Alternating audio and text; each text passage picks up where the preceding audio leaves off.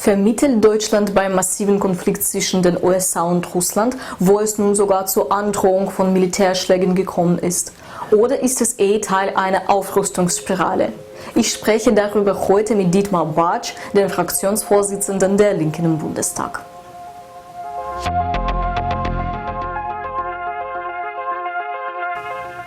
Hallo zu Russland direkt. Momentan sind sehr viele deutsche Politiker zu Gast in Moskau. Abgeordnete verschiedener Ebenen der Linken kommen gerade aus Volgograd und sind für Diskussionen und Meinungsaustausch im Land. Den Fraktionsvorsitzenden der Linken im Bundestag, Dietmar Bartsch, habe ich auf seinem Zwischenstopp in Moskau getroffen. Er hält den deutsch-russischen Meinungsaustausch für wichtig und verwahrt sich dagegen, deswegen als Kreml-nah zu gelten. Ich finde, dass Freundschaft zwischen Deutschland und Russland für Europa in der Regel gut war und dass eine Eskalation schlecht ist. Das heißt nicht, dass wir die Politik etwa unkritisch sehen. Da, wo wir meinen, dass wir Dinge anders sehen, kritisieren wir das auch.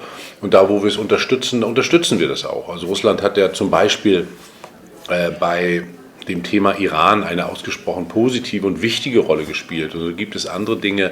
Viele Probleme dieser Welt sind nur gemeinsam, vor allen Dingen von den 5 ständigen Sicherheitsratsmitgliedern lösbar. Und das muss man einfach wissen und akzeptieren. Ob das kremlfreundlich oder nicht kremlfreundlich ist, das mögen erstens andere einschätzen. Es wird häufig nur in Deutschland als Denunziation gemeint. Also da wird damit verbunden, dass man letztlich, wie das früher immer hieß, die 5. Kolonne Moskaus ist. Und das ist natürlich völliger Unsinn. Leider konnte ich mich beim Gespräch mit Herrn Bartsch angesichts der harten Drohungen aus den USA mit einem Militärschlag nicht auf solche angenehmen Themen wie den Meinungsaustausch beschränken. Ich fragte Herrn Bartsch, wie Deutschland hier vermittelnd eingreifen könnte. Also ich glaube, dass Deutschland vor allen Dingen seine Rolle in Europa wahrnehmen sollte. Und dort ist die Aufgabe, dass Europa in eine andere Richtung der Politik geht. Ich finde die Sanktionen gegenüber Russland falsch. Ich glaube, dass man nichtsdestotrotz auch Dinge kritisieren kann, aber diese Sanktionen sind falsch. Dass sich die Entwicklung in den USA jetzt so darstellt, dass Donald Trump und die Leute an seiner Seite für eine Eskalation der Beziehung stehen, das ist höchst gefährlich, das sehe ich so. Aber im Moment ist Deutschland nicht in der Lage, dort eine Vermittlung einzunehmen. Ich werbe auch bei den Politikern anderer Parteien dafür, dass Deutschland selbstverständlich sich um gute Beziehungen in Richtung Moskau bemüht, genauso auch um gute Beziehungen Richtung Washington. Das ist im Moment Richtung USA extrem schwer, weil was dort politisch passiert, das habe ich mir vor Jahren nicht vorstellen können.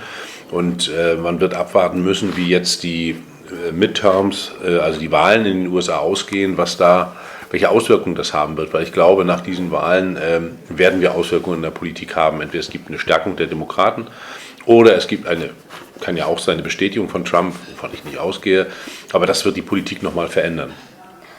Ihr Parteifreund Herr Hunko hat bei einer Veranstaltung von einem ersten Kriegsgefahr gesprochen. Warum sieht er die Lage so düster? Ja, leider ist es so, dass wir in einer Situation sind, dass ja schon jetzt auf der Welt ganz viele Kriege sind. Also und zwar nicht nur in Syrien, sondern es gab im letzten Jahr über 350 Kriege und bewaffnete Konflikte. Und es ist so, dass die großen Mächte an vielen Stellen so eng beieinander sind, dass es daraus ganz schnell auch unkontrolliert eine Gefahr entstehen kann. Wir haben das gesehen bei dem Abschuss der russischen Maschine in der Türkei. Sowas ist hochgefährlich. Das ist hochgefährlich. Wir haben die weiterhin schwierige Situation in der Ukraine. Und deswegen, ich würde jetzt zwar nicht von einer aktuellen Kriegsgefahr reden, aber es ist leider so, dass man das nicht ausschließen kann, dass die Entwicklung sich ganz, ganz schnell oder dass die Entwicklung eskaliert bis hin, dass ein Krieg droht, was eine Katastrophe wäre. Also ich gehe davon aus, dass das vermieden werden kann, dass Dialog und Diplomatie siegen werden. Würde das auch nicht so formulieren, dass wir eine akute Kriegsgefahr haben, aber es ist auch nicht völlig aus der Luft gegriffen zu sagen, wir sind in einer ernsten Situation. Heiko Maas hält Herr Bartsch als Außenminister in dieser Situation für keine gute Wahl. Zweifellos ist mit dem Außenminister Heiko Maas eine Linie verlassen worden, die vorher Frank-Walter Steinmeier und Sigmar Gabriel gewählt hatten. die also ausdrücklich darum bemüht waren, dass ein guter Draht in Richtung Russland vorhanden bleibt. Das hat sich jetzt verändert. Ich sehe das als sehr problematisch an, aber ich sehe auch, dass in der Sozialdemokratie dort eine deutliche Bewegung dagegen entstanden ist, die genau das nicht mittragen wollen. Ich bin der Überzeugung, dass es nicht mehr sehr lange dauert, wenn wirklich Europa diese Sanktionen gegenüber Russland aufhebt. Weil es gibt jetzt schon viele Länder, die das als problematisch ansehen. Griechenland zum Beispiel, Italien aus ganz anderen Gründen.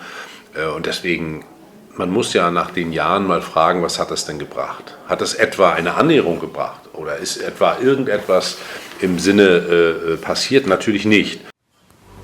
Obwohl bisher kein Land die Sanktionen zu Fall brachte, hält Herr Bartsch die EU in der Sanktionsfrage nicht für geschlossen. Schon jetzt müssten viele Staaten mit anderen Angeboten zur Teilnahme gelockt werden.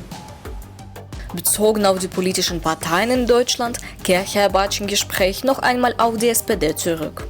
Neben Fehlern in der Sozialpolitik hält er sie auch wegen Auslandseinsätzen der Bundeswehr für unpopulär. Aber auch, dass die SPD den Weg bereitet hat, dass Auslandseinsätze aus Deutschland wieder möglich sind. Wir sind derzeit in 14 Auslandseinsätzen, die Bundeswehr und. Also dieses zu korrigieren, wird ein langer Weg sein. Bisher ist es so, dass die SPD sich wieder in eine Koalition mit der Union begeben hat. Das tut ihr nicht gut. Und ich glaube, dass es ganz wichtig ist, dass die SPD sich aus der Umklammerung der CDU befreien muss. Momentan sind einige Mitglieder von der SPD, aber auch von den Linken und den Grünen zur Aufstehenbewegung gekommen. Könnte man durch diese Bewegung auch Kontakte für bessere deutsch-russische Beziehungen knüpfen? In dem Gründungsdokument ist das ausdrücklich aufgeführt. Da ist formuliert, dass sich Aufstehen für bessere Beziehungen Richtung Russland einsetzen will, aus historischen, aber auch aus aktuellen wirtschaftlichen und politischen Gründen. Ich glaube nur nicht, weil die Beziehungen werden ja sehr, sehr stark letztlich durch Regierungshandeln geprägt und durch diejenigen, die in den Parlamenten sich für bestimmte Dinge einsetzen. Da aufstehende außerparlamentarische Bewegung ist, sehe ich das ganz praktisch weniger. Politiker aus Russland und auch solche andere deutsche Parteien werde ich übrigens heute für euch treffen, denn der Petersburger Dialog findet hier in Moskau statt und da sind eigentlich alle prominenten Leute versammelt, die für die Zusammenarbeit zwischen Deutschland und Russland wichtig sind. Das Ergebnis der Gespräche und aktuelle Informationen direkt aus Russland gibt's immer sonntags bei Russland direkt. Alle übrigen Videos der Reihe oben unter dem Link. Abonniert uns für aktuelle Russland News.